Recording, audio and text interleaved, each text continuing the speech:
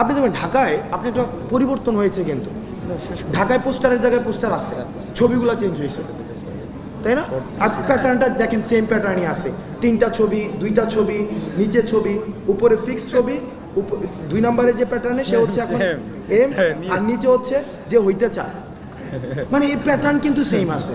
মানে আমি একটা প্রশ্ন রাখতে চাই গণমাধ্যমের কাছে, আপনারা তো আমাদেরকে প্রশ্ন করেন, ক্ষমতাকে প্রশ্ন করার চর্চাটাকে আমরা রাখতে যাচ্ছি।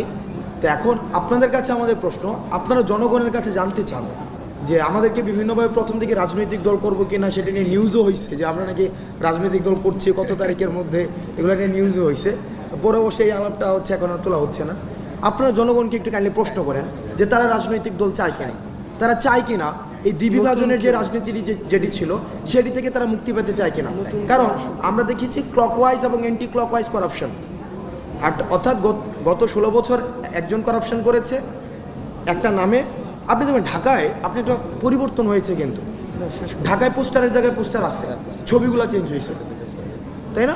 আর প্যাটার্নটা দেখেন সেম প্যাটার্নই আছে, 3টা ছবি, 2টা ছবি, নিচে ছবি, উপরে ফিক্স ছবি, 2 নম্বরের যে প্যাটার্নে সে হচ্ছে এখন এম, আর নিচে হচ্ছে যে হইতে চায়। মানে এই প্যাটার্ন কিন্তু সেম আছে। এবং এই প্যাটার্নটা কবের প্যাটার্ন? এটা হচ্ছে যে প্যাটার্নের বিরুদ্ধে হচ্ছে আমাদের আন্দোলনটি ছিল। এক্স্যাক্টলি।